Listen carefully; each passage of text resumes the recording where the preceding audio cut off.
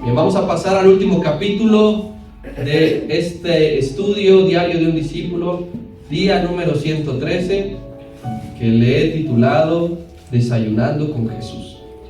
Y vamos por favor a leer del capítulo 21, versículos 1 hasta el 14. Cuando ya llegue allí en sus Biblias, Juan 21, desde el 1 al 14, por favor, me indica que ya llegó. Amén. Voy a necesitar de su ayuda. Vamos a leer alternadamente. Comienzo y vamos uno a uno sucesivamente. Dice así la palabra.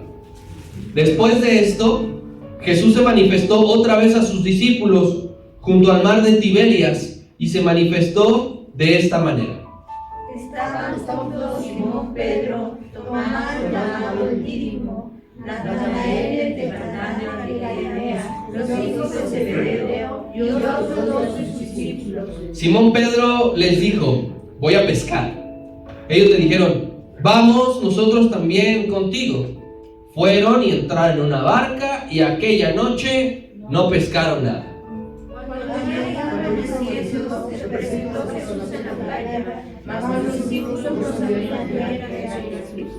Y les dijo: hijitos, ¿tenéis algo de comer? Le respondieron: no. Y él les dijo, echad a la derecha de la barca y leeréis.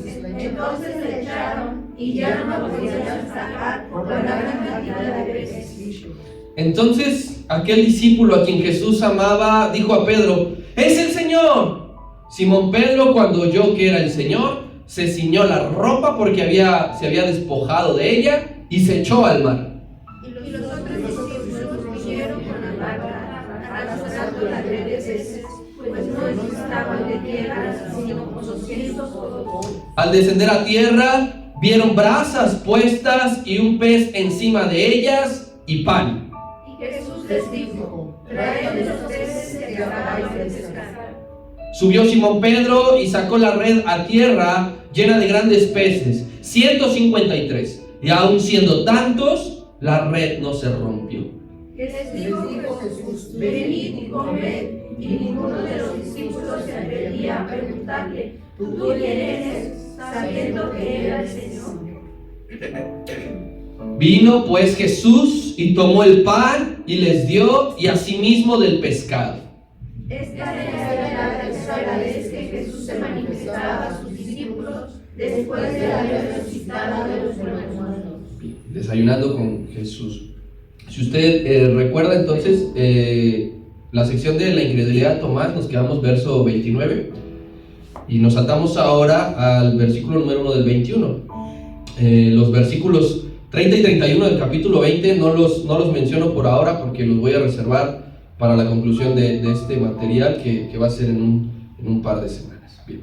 Este capítulo 21 de Juan es una especie de lo que se conoce en literatura como apéndice.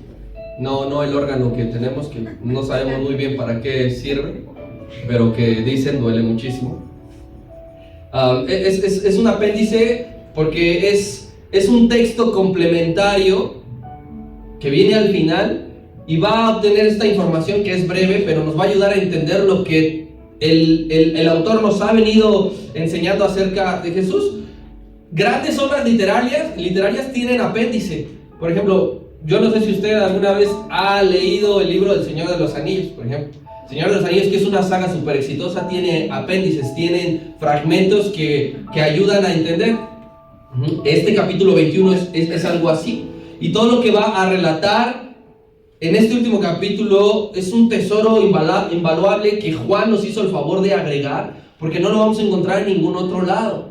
Y este capítulo 21 nos va a dejar en claro que la resurrección del Señor Jesucristo es real.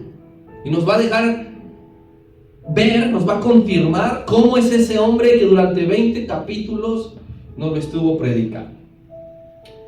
Se dice, mi hermano, que el desayuno es el alimento más importante del día.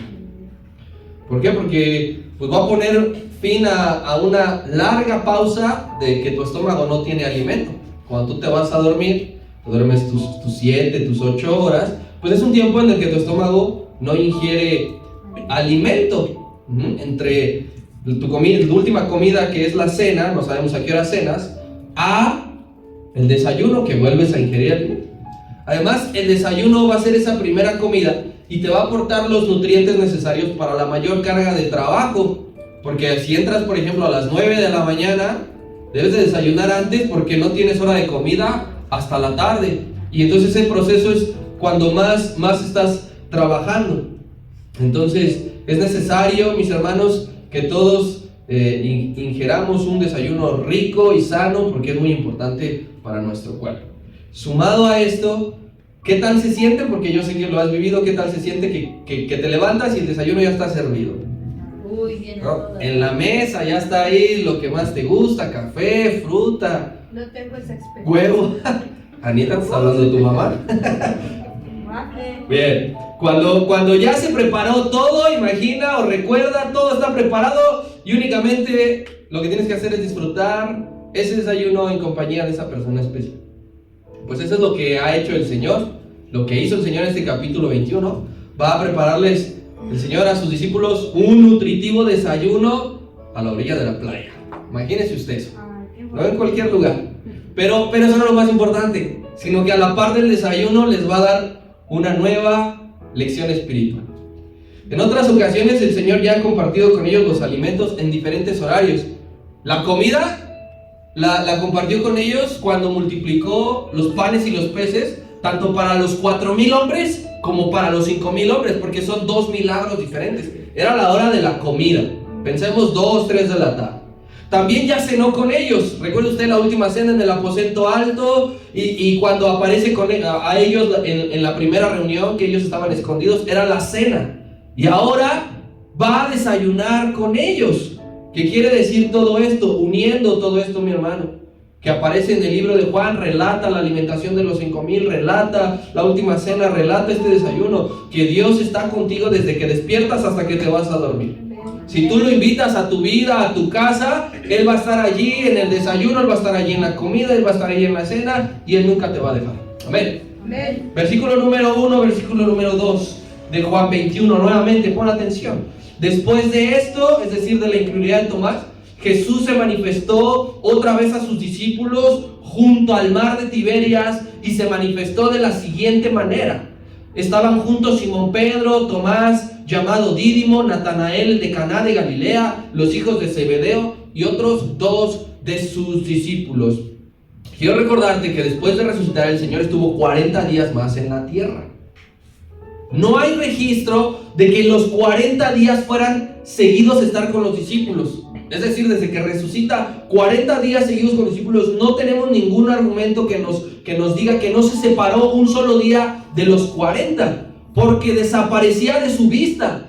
No sabemos cómo ni a dónde iba, pero desaparecía de los discípulos. Hay registro bíblico de 3 apariciones a los discípulos, donde dice el libro de los Hechos que les hablaba acerca del reino de Dios. 3 apariciones. No sabemos cuánto duraban esas apariciones. Y esta que estamos leyendo de Juan 21 es la tercera aparición. Ignoramos también cuánto tiempo pasó de la incredulidad de Tomás a este último encuentro, porque Juan empieza diciendo después de esto. No es inmediato, no es al día siguiente.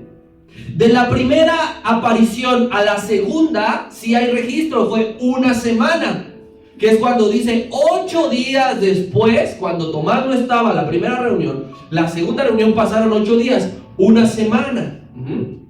Entonces, si hacemos cuentas, podemos suponer que de la segunda aparición a la tercera fue en un máximo de 3 semanas, no pudo ser más tiempo. ¿Por qué? Porque se acaban los 40 días que él estuvo en la tierra. Ahora, también tenemos que entender que el primer encuentro y el segundo encuentro del Señor con sus discípulos fue en la región de Judea. ¿Por qué? Porque ellos estaban en la fiesta de la Pascua. Y junto con la fiesta de los panes sin levadura, ¿cuánto duraban esas fiestas? 7 días, una semana. Entonces, la primera aparición, que es el domingo de resurrección, hasta la segunda, todo ese tiempo ellos están en Judea. Pero la tercera aparición, que no sabemos cuánto tiempo, repito, pasó, ya es en Galilea. La tercera aparición a ellos va a ser en la región de Galilea, es decir, al norte de Israel.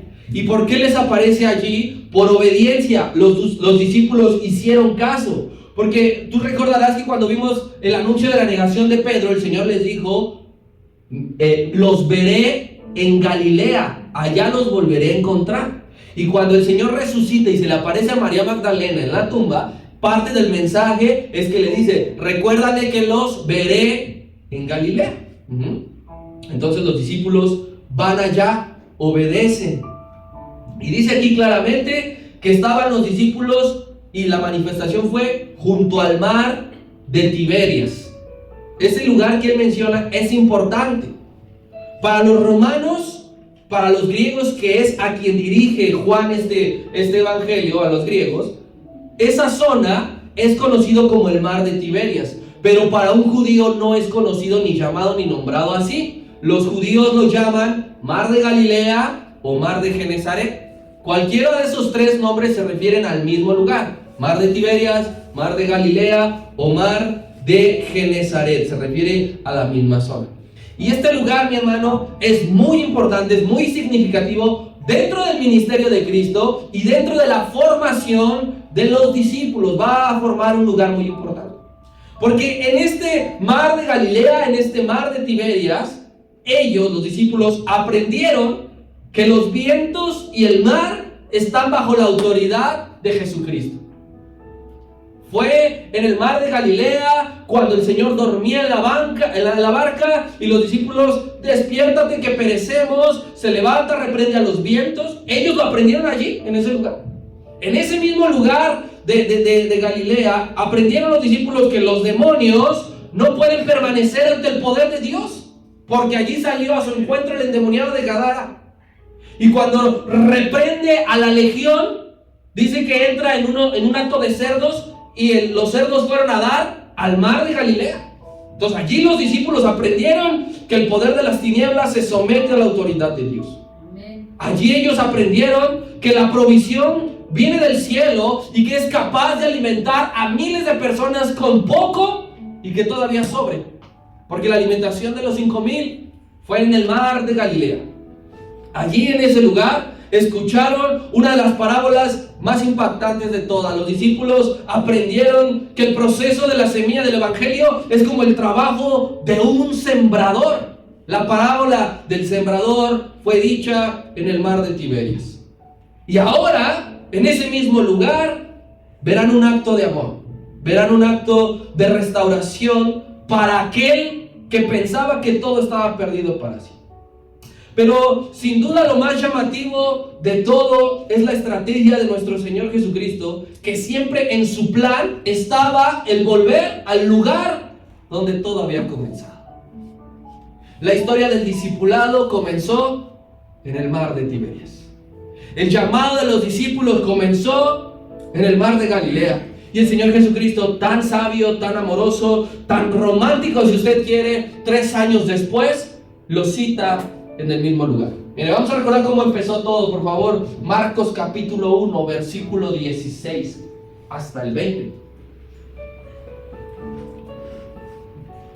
Por favor, recuerde esto que vamos a leer de Marcos 3 años antes. Dice así: andando junto al mar de Galilea, junto al mar de Tiberias, el Señor Jesús vio a Simón y también a Andrés, su hermano, que echaban la red en el mar porque eran pescadores. Y les dijo Jesús: venid en pos de mí y haré que seáis pescadores de hombres. Y dejando luego sus redes, les siguieron. Pasando de allí un poco más adelante, vio a Jacobo, hijo de Zebedeo, y a Juan su hermano, también ellos en la barca que remendaban las redes. Y luego los llamó, y dejando a su padre Zebedeo en la barca con los jornaleros, ¿qué hicieron ellos? Le siguieron. Mismo lugar, 3 años de diferencia, mismos protagonistas. Parece que estamos leyendo la misma historia, porque esta es el milagro de la pesca milagrosa. Sucedió lo mismo. Le dijeron: echa las redes, porque no habían pescado nada. Entonces el Señor Jesucristo, tan romántico como Él solo, lo cita donde todo empezó. Así que mi hermano, una de las estrategias de Dios para alentarte a seguir, una de las estrategias de Dios para animarte, es que te va a recordar cómo empezó. Amén. Dios en su amor hablará a tu vida y te recordará cuál era tu condición antes de conocerle. Amén. Porque llegando allí, apareciéndoseles de la misma manera, yo te aseguro que vino a la memoria de todos los discípulos allí presentes, cómo les llamó. Y ellos al instante dice que dejaron sus redes y le siguieron. Dios tiene que recordarnos muchas veces quiénes éramos y cómo crecimos, quiénes éramos y cómo mejoramos bajo su protección, bajo su llamado, bajo su cuidado. Este proceso que no forzosamente tiene que durar 3 años, puede ser 1, puede ser 10, puede ser 20, pero ese proceso, mi hermano, tiene que ver todo con Dios, no tiene que ver nada contigo. Que en tus fuerzas, no, pues yo pude, no, es que yo dejé esto, no. Dios va a hablar a tu vida para alentarte diciéndote, acuérdate cómo empezó todo hace tanto tiempo. Él trae a tu memoria cómo su poder ha obrado en ti. ¿Recuerdas a Elías ocultado, escondido en la cueva? ¿Qué haces aquí, Elías? Todavía te falta ungir a tu sucesor, todavía te falta ungir al rey de Siria, todavía hay mucho que hacer. Y entonces, no dudes que el Señor le habló, hace poco acabas de degollar a los falsos profetas. Eres el profeta de fuego, te llamé. Y entonces eso tiene que hacer Dios con nosotros, eso hizo con los discípulos. Los llama y los cita donde comenzó todo. Galilea era una zona marítima. Y entonces ellos tenían, por sentido de propiedad, pues la pesca como principal fuente de ingresos. ¿Sí? Cuando tú vas al mar, a Acapulco o a cualquier playa, te das cuenta que la gente de allí vive del turismo local, del comercio y de la pesca. Ninguno de ellos va a decir, no, pues yo tengo una gasolinería aquí, o yo soy socio de la plaza que está allá adelante. Entonces, el 90% de los discípulos eran galileos. De los 12 iniciales, 11 eran galileos, excepto uno. Ya estaba muerto para este tiempo. ¿De quién hablamos? Judas no era galileo. Judas era judío de Judea. Por eso es que de él menos esperó la traición, porque era, pues digamos, paisano del Señor Jesucristo. Pero los otros 11, todos eran galileos. Por lo tanto, casi todos tenían la labor de ser pescadores de oficio, excepto uno, el que era recaudador de impuestos. ¿Quién? Mateo o Leví. Pero de ahí en fuera, yo le aseguro que todos les sabían re bien al negocio de la pesca. Y en esta última historia que nos va a relatar Juan, hay solo 7 discípulos presentes. Simón Pedro, que aparece aquí también. Está los 2 hijos de Zebedeo, Juan y Jacobo, que aparece aquí también. Más aparte aquí está Tomás, el que había dudado de él, y está Natanael. Entonces, hay 7 discípulos, 5 sabemos sus nombres, 2 no sabemos sus nombres porque Juan solo dice 2 discípulos más, y no sabemos dónde están los 4 restantes, los otros 4 para completar el grupo de los 11. ¿Qué va a pasar? Le voy a dar lectura, por favor, versículos de 3 hasta el 8. Usted atentamente porque cada detalle va a ser importante. Dice así: Simón Pedro les dijo a los 6 restantes, voy a pescar, mis amigos. Le dijeron, pues nosotros también vamos contigo. Fueron y entraron en una barca, y aquella noche no pescaron nada. Cuando ya iba amaneciendo, se presentó Jesús en la playa, mas los discípulos no sabían que él era. Y les dijo, hijitos, ¿tenéis algo de comer? Y le respondieron amablemente, no estés molestando.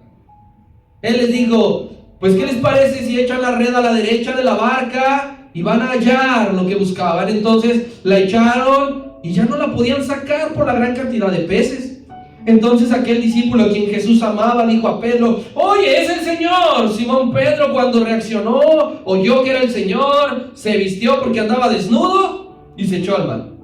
Y los otros discípulos vinieron con la barca, dijeron: este manchado ya se fue, se adelantó, arrastrando la red de los peces, pues no distaban de tierra sino como 200 codos. Primero hay que ver el liderazgo de Pedro. Ya vimos que es impulsivo, que es hablador, lo que usted diga, pero también es un líder nato. Pedro a lo mejor estaba aburrido, no sabía qué hacer. Pedro a lo mejor estaba desesperado porque no veía señales del maestro. Y ya, ¿de qué vamos a comer? ¿Qué vamos a hacer? Entonces voy a ir a ganarme la vida a hacer lo que sé hacer. Ahorita vengo. Él no les dijo: Pedro, vengan, acompáñenme, vayan conmigo. Él les dijo: yo ahorita vengo. Fueron ellos quienes dijeron: te acompañamos. Eso es liderazgo.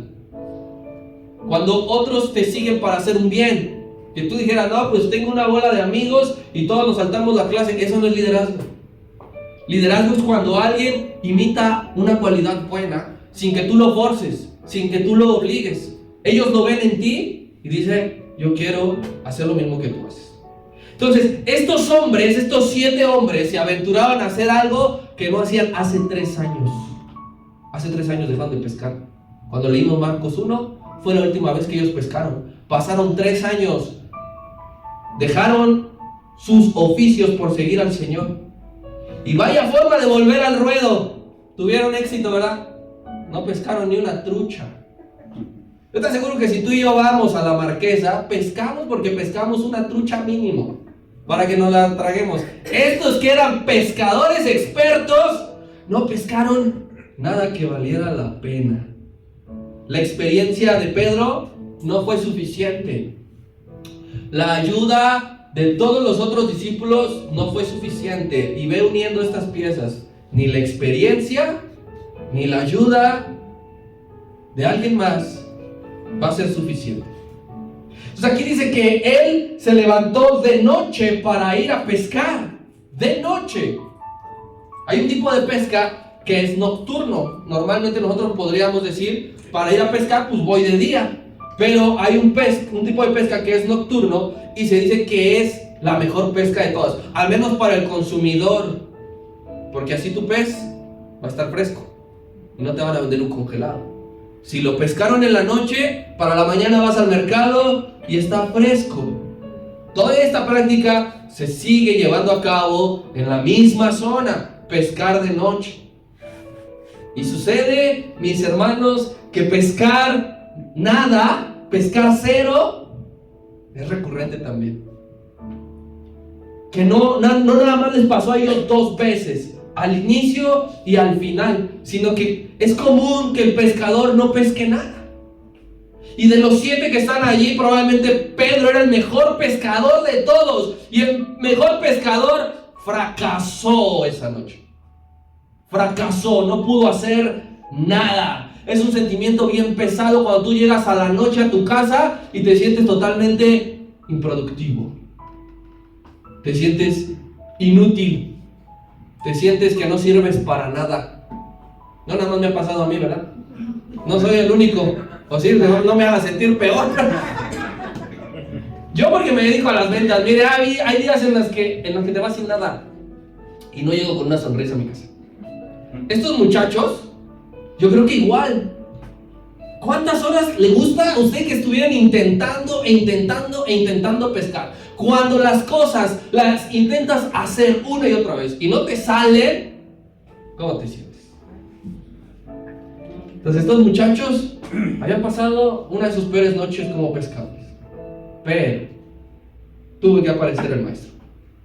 Así como aquella primera vez que se vieron y el maestro tuvo nuevamente que decirles qué es lo que tenían que hacer. Tiren la red a la derecha. ¿Cómo a unos pescadores expertos les va a enseñar un carpintero? les va a ir a decir. Yo les diera tácticas de lijar. Pero no, a un carpintero, a pescadores les está diciendo cómo hacer su chamba. No una vez, 2 veces. Pero ¿qué sucede? Que ese carpintero es el Hijo de Dios. Amén. Y esta parte de que el Señor estaba en la playa, de que una persona está en la playa y le indica a la barca que está adelante qué hacer, es una técnica muy útil.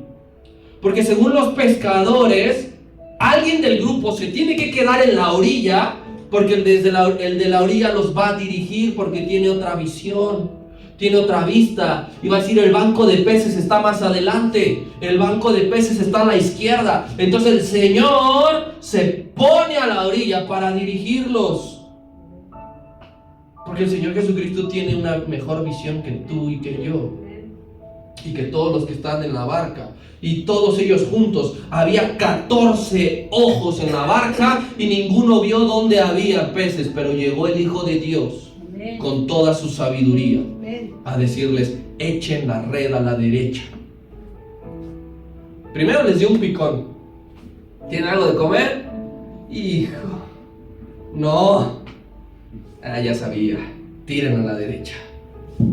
Ellos no lo reconocieron en primera instancia.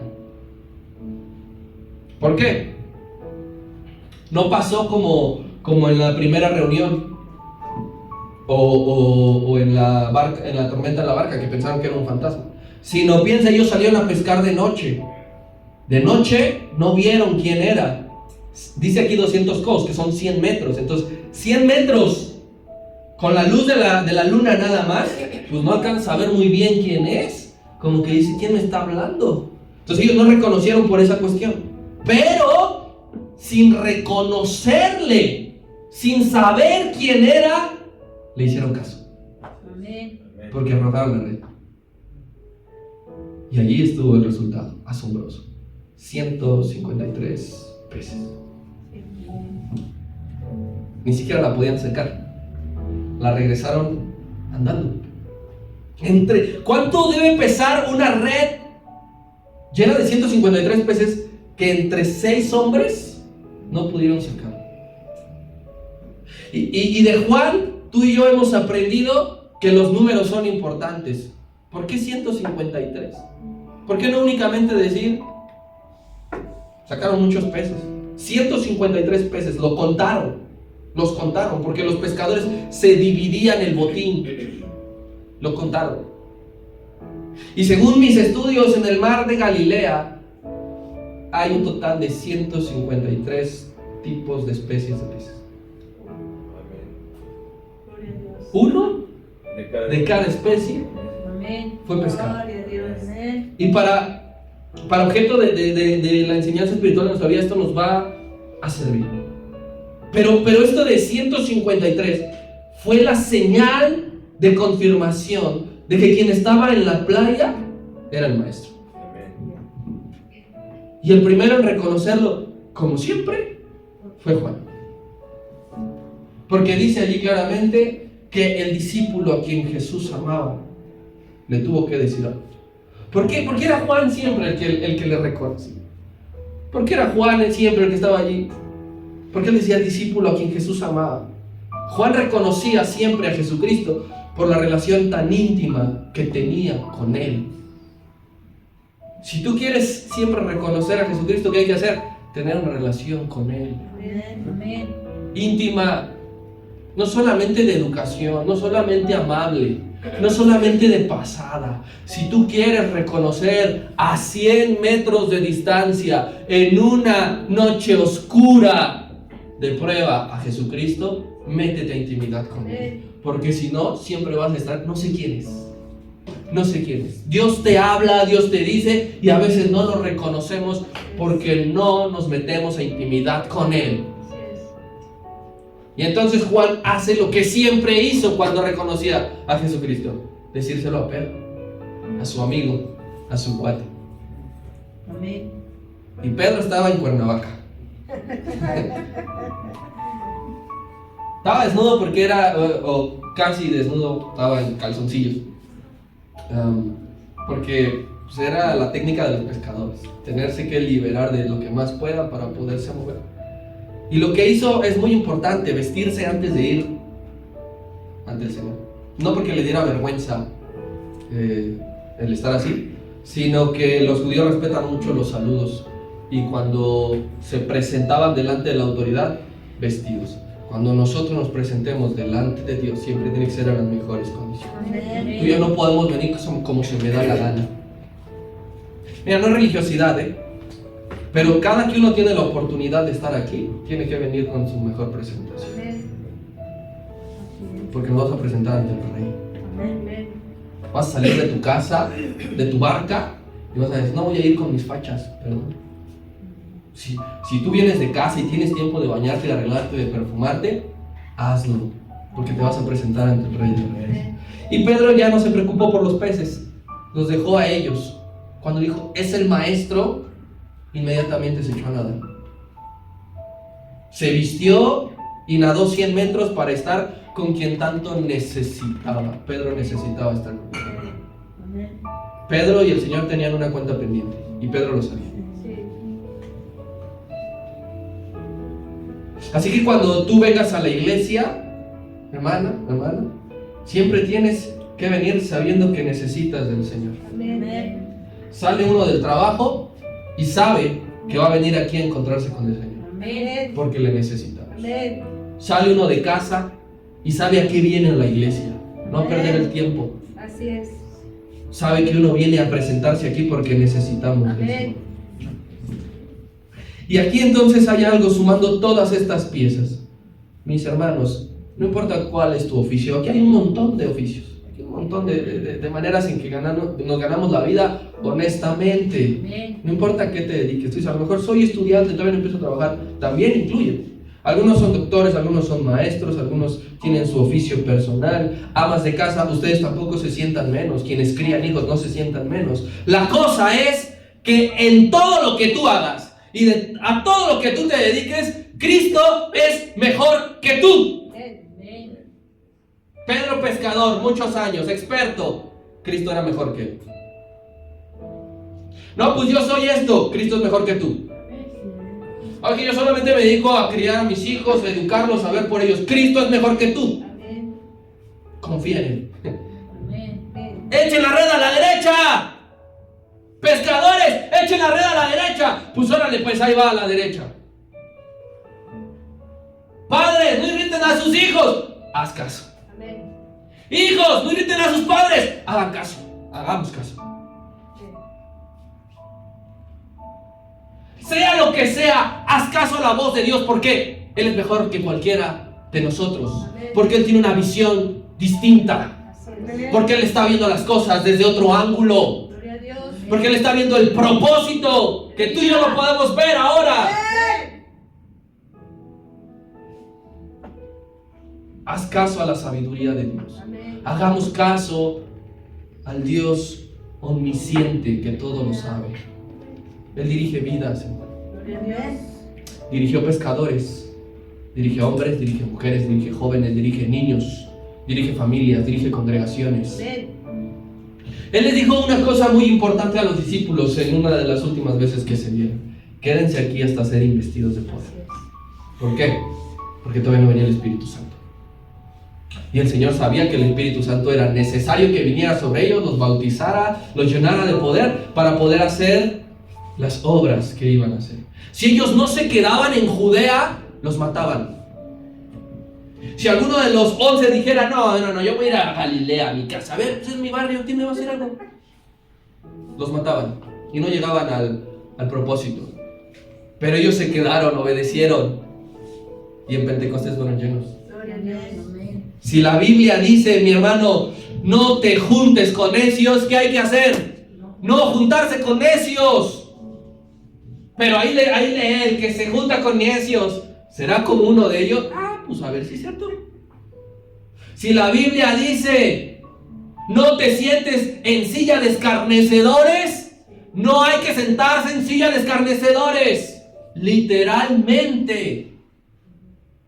Si la Biblia dice, honra a tu padre y a tu madre, haz caso.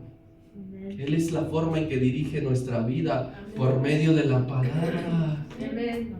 Si Él dice, guarda el día de reposo, santifícalo, apártalo, ¿qué hay que hacer? Lo mismo. Si Él dice, perdona al que te ofendió, ¿qué hay que hacer? Él no nos va a decir a nosotros, echa la red a la derecha, porque no somos pescadores, pero sí somos siervos, somos discípulos, somos hijos, somos padres, somos hermanos. Somos un montón de cosas y para todos hay dirección. Amén. Pero si escuchamos su voz, no lo ignoremos. Esos pescadores hicieron caso a su voz y sacaron lo que nunca hubiesen sacado por sus propias fuerzas. Eso hay que hacer. Todo lo que diga la palabra hay que hacerlo. Si la Biblia indica algo, yo obedezco. Hermanos, hay que permitir que el Señor Jesucristo dirija nuestra vida. Porque ni en el mayor de los esfuerzos, ni con la mayor de nuestras experiencias llegaremos a donde Dios nos quiere llevar. Él dijo, Juan 15:3, separados de mí, nada podéis hacer. Si tú quieres hacerle caso a la voz extraña, si tú quieres hacer caso a tu propia voz, si tú quieres hacer otra cosa, no vas a llegar a nada.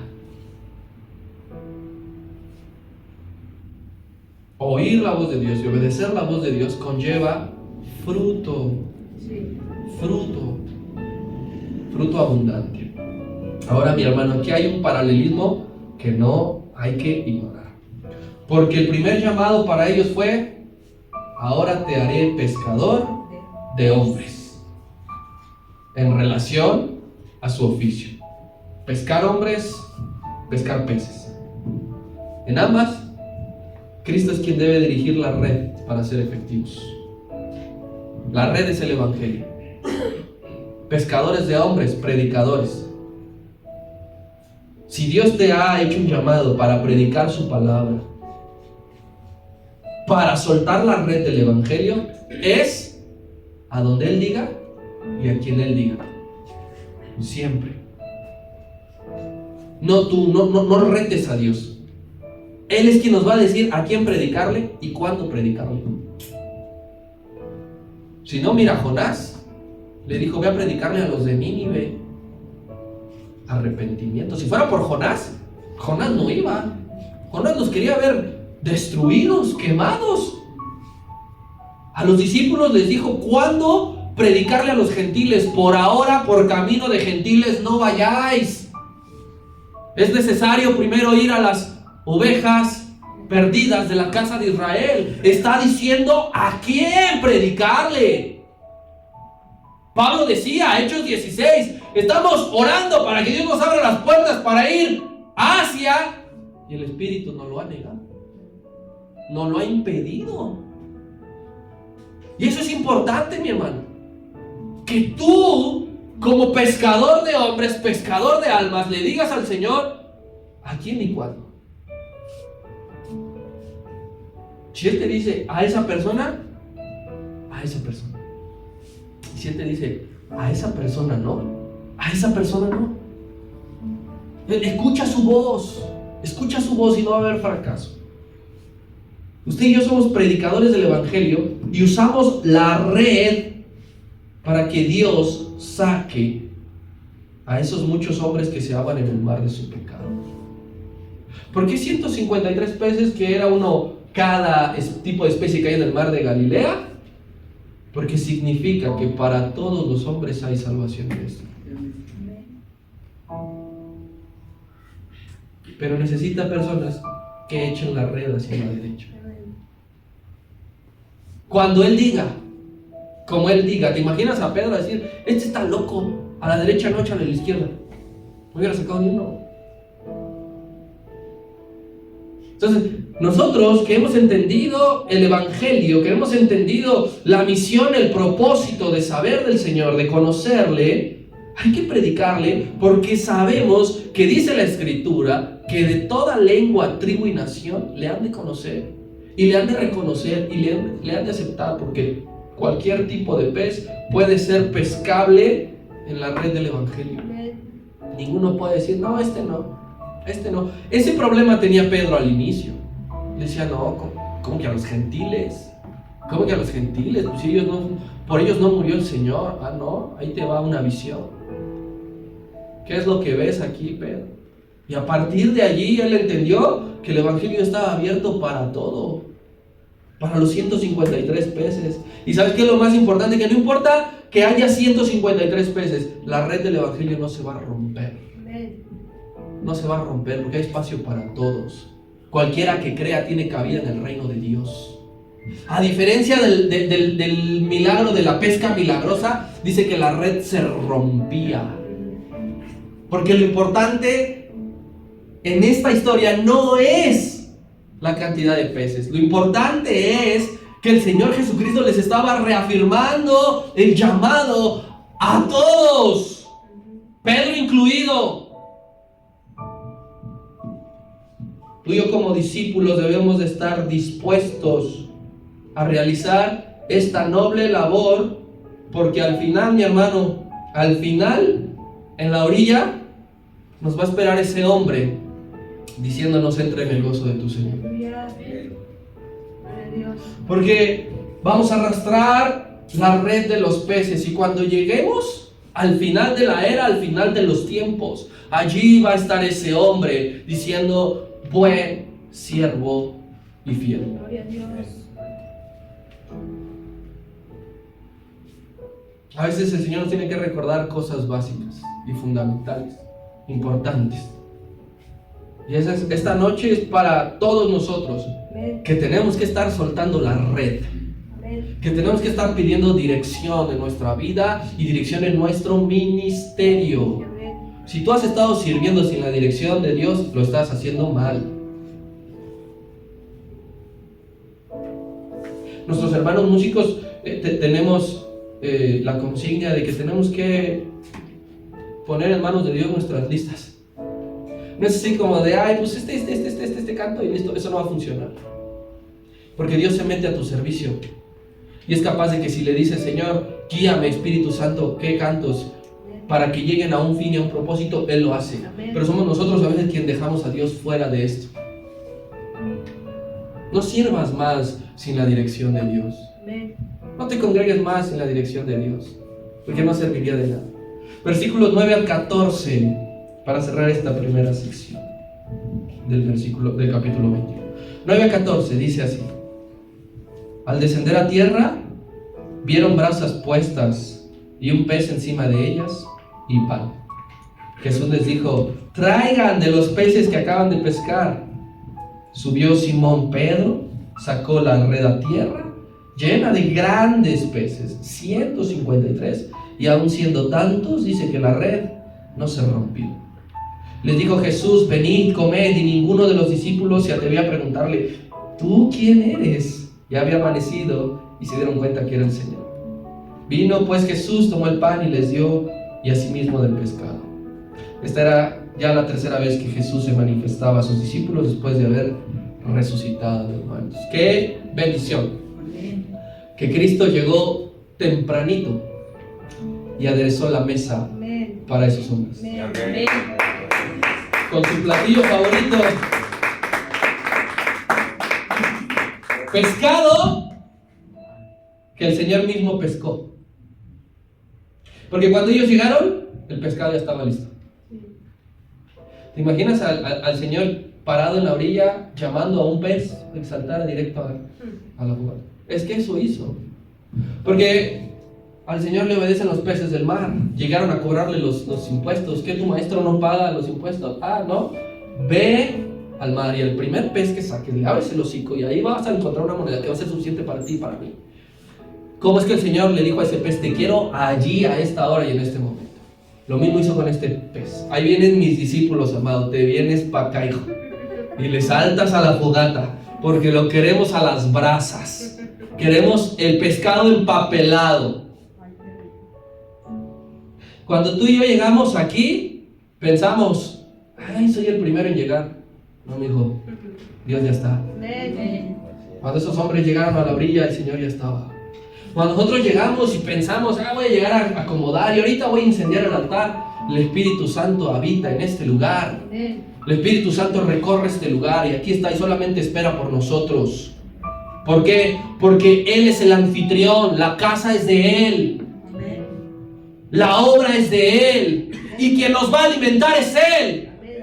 Y cuando llegamos aquí nosotros, no traemos cada quien nuestra comida. No nos sentamos ahorita y uno está en Génesis, el otro está en Apocalipsis, el otro está en Levítico. Todos estamos recibiendo el alimento del Señor. No llegó Pedro y decir, no Señor, ese pescado, no, ese pan está bien duro. Ahora no trajiste la miel como la última reunión y así, no, yo no como. Quien pone el alimento es Él. Yo soy el pan de vida que descendió del cielo para dar vida a los hombres. Y aquí Juan nos muestra cómo era Cristo tras la resurrección. Algunos se podrán haber preguntado, ¿habrá cambiado algo en Él? Después de lo que le hicieron, después de que uno le vendió, el otro le negó y todos huyeron, ¿cambiará hacia con nosotros? Es una pregunta normal, es una pregunta lógica. ¿Qué piensas tú? ¿Qué pienso yo después de pecar? ¿Me habrá perdonado Dios? ¿Sí o no? Entonces estos discípulos dijeron, ¿cómo será? Ninguno se atrevía a preguntarle, ya lo habían reconocido. ¿Estará enojado con nosotros? ¿Nos va a regañar? ¿Nos va a decir ahora, ya no quiero saber nada de ustedes? Es normal. Pero Juan nos viene a mostrar que el Señor no cambia. El Señor no cambió para con ellos. Seguía siendo el mismo. ¿Y de qué manera lo demostró? Con su carácter servicial. Su carácter servicial es inmutable. Nunca ha cambiado. Nunca cambiará. Porque el hombre que debía de ser servido después de haber dado su vida, les está sirviendo a 7 hombres de comer. Les está repartiendo y entregando el pan. Ya lo hizo en la última cena, antes de ser sacrificado. Él partió el pan. Él les dio la copa. Y ahora aquí, después de resucitar, en ese momento íntimo donde todo empezó, ¿qué crees? Es el mismo Señor haciendo exactamente lo mismo.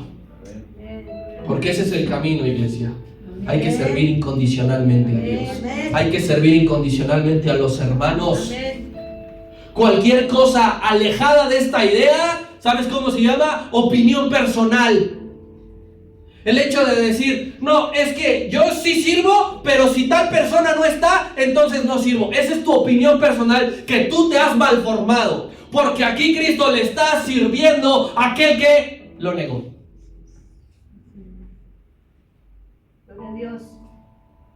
Aquí hay ejemplo de Cristo. Y este último versículo es para todos los servidores, para todos los siervos de Cristo. Lucas 12:37. Pasen, mis hermanos, por favor.